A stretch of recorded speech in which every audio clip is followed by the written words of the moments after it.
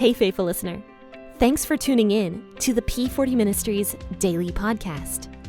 This podcast is dedicated to helping you grow spiritually so you can grow personally. Let's grow together by building a consistent Bible reading routine.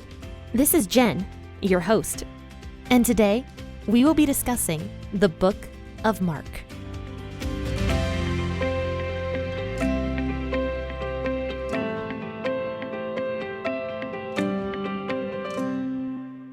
Hello and good morning, friends and faithful listeners. Thank you for tuning into the P40 Ministries podcast, and I am Jen, the host, and today we are going to be discussing Mark chapter 1, verses 29 through 39.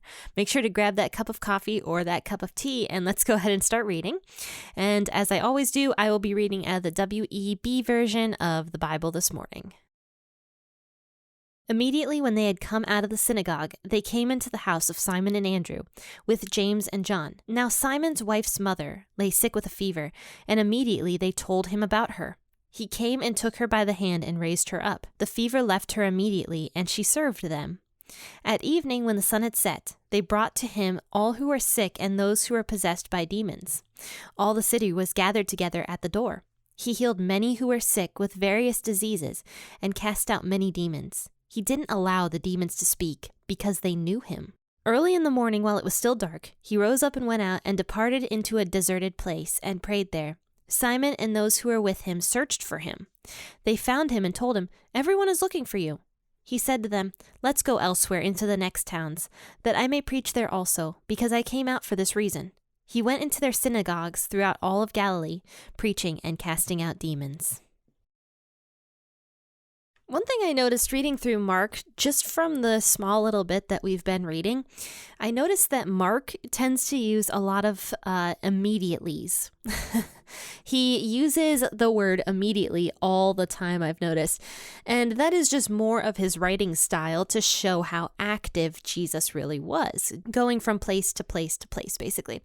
So in verse 29, it says, immediately, when they had came out of the synagogue, they went to the house of Simon and Andrew with James and John. So you remember that Jesus had 4 disciples at this point. He had Peter, or Simon, Andrew, James, and John. Now Simon and Andrew were brothers, and clearly they lived together, and it was probably a very modest household, because not only did Simon and Andrew live together, and this was not uncommon, this was pretty common to have families living together like this, and being together, and it says that Simon's wife's mother was there as well, so maybe even the in-laws lived there as well, because we see that that Simon's mother-in-law was also there in the house with them, but she was very, very sick.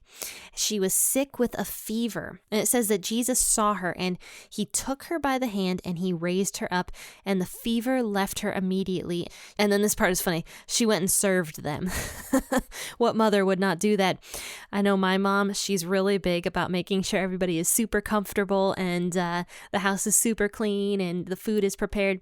She's really big about that, and I don't know a mother that isn't really big about making sure everybody is served. So this mother clearly wanted to serve Jesus because of this beautiful miracle that he did for her, because he just possibly saved her life. We don't know how severe this fever really was, but it seems like it was pretty severe. But Jesus immediately heals her. Now, the customs of the day, something that I was reading, it was almost a mixture of religion and magic mixed together. And that is how these people would cast out demons or heal people, was through these almost incantations mixed with scriptural text and other odd things that were just kind of weird. And I didn't actually know that. This is how these quote-unquote healers would heal fevers, was basically through incantations and different things like that. So Jesus doesn't do any of that. He is completely different from the people of his time period.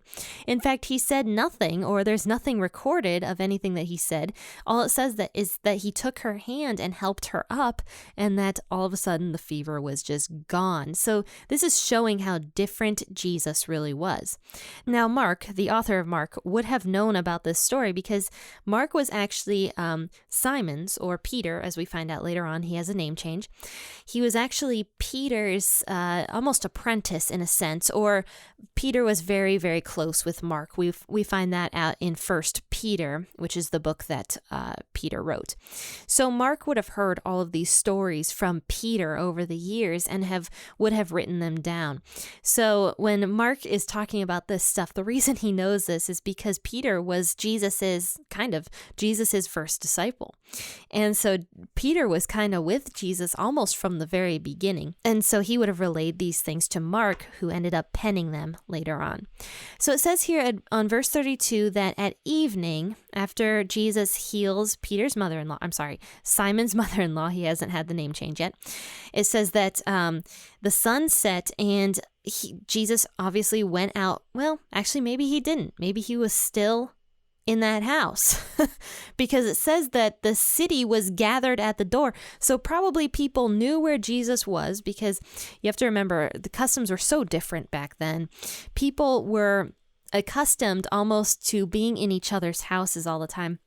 In fact, I don't know where I heard this, but I heard that it was actually considered rude that if somebody invited you to their house and you were a traveler, it was considered rude to not go. I might be wrong about that though, but there was different customs back then. People were much more comfortable and much more friendly with people being in their houses, and they didn't have the space bubble that Americans have.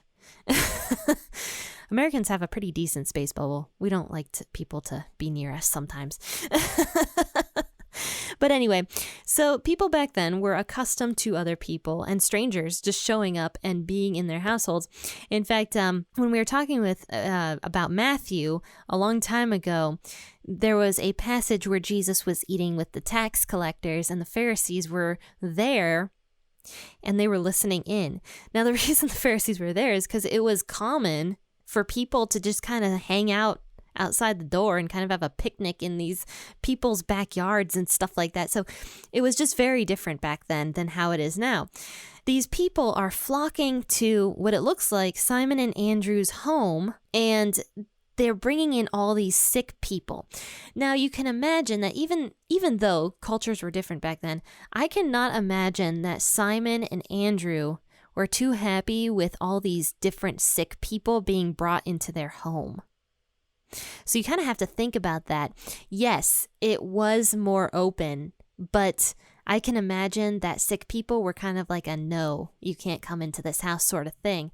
But they're bringing these people into the home because they know that Jesus can heal them.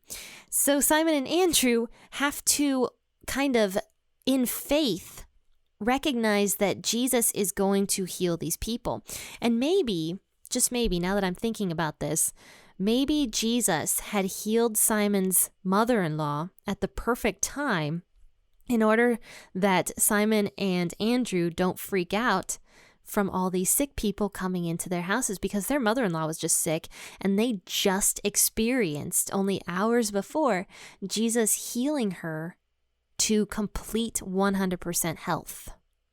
So maybe not only was this for Simon's mother-in-law, but also for Simon and Andrew and whoever else was in that household to see Jesus's power and recognize that it's okay to have these sick people coming into their homes, that they're not going to get sick because Jesus has this authority over these sicknesses. It says also that there were many people possessed with demons that were coming into this house. And Jesus did not allow these demons to speak. It says, because they knew him. So many people wonder why Jesus didn't allow these demons to testify. But think about it this way. These were demons. Who wants demons to testify for them? Absolutely no one. No one wants that. No one wants a demon to testify for them. So Jesus is telling these demons kind of to shut up or to be quiet. He's not allowing them to speak because they're demons. They don't need to be giving a testimony to the people. So he's telling them to be quiet because their demons. So it says that Jesus is casting out all these demon-possessed people as well. So it says after this that it was early in the morning and it was still dark outside, and Jesus decides to get up super early and to go and talk to his Father on the mountain in a deserted place. And he was praying there. So Simon comes and searches for him because all these people are looking for Jesus. Because just a night before, Jesus was super popular. He was casting out all these demons and he was healing all these sick people. And so they're looking for Jesus. And Simon is like, hey, everybody's looking for you. You should come back down the mountain and, do what you've been doing. And perhaps Simon was actually kind of happy at the popularity that Jesus was having, and maybe happy that Jesus was getting popular, who knows, but he was expecting Jesus to come down the mountain. And Jesus is like, no. He says, you know what, let's go elsewhere into the next towns because people there also need me. My goal for coming down here, this is what he says, I came out for this reason was to preach. That's what it says, that I may preach there also because I came out for this very reason. So Jesus is saying that his primary goal is not just to heal and to cast out demons, but to spread the good news. That was his primary goal. So he needs to go around to the different towns and preach to all the people everywhere. And so it says that is exactly what he did. He went into the synagogues all throughout Galilee, preaching and casting out demons. Well, friends and faithful listeners, this was a little bit of a shorter episode today, but I think that's okay. I don't often have short episodes, so I think it's all right just this one time. But thank you for tuning in this morning and for hanging out with me as we read the Bible, for grabbing that cup of coffee and enjoying a cup of coffee with me as we talk about this portion of Scripture. But friends and faithful listeners, if you love this episode, please rate it 5 stars and share it on your social media platforms. But also go to www.p40ministries.com. I have a lot of great free resources there. I have a free resource of a 30-day Bible reading challenge with it's a little calendar, and it has a different passage of Scripture that you read each day, and you can mark it off each day, and there's a little activity you can do as well on each individual day. And it's kind of fun, and I think it's a really cool resource for people who have a hard time reading the Bible. So if you want that, there's a little pop-up that happens when you go to my website, and all you have to do is put your email in that little box, and then that PDF will be sent to your inbox. So I will drop a link to that in the bio of this podcast episode so you can navigate over there. But friends and faithful listeners, thank you for tuning in this morning. Happy listening, and God bless.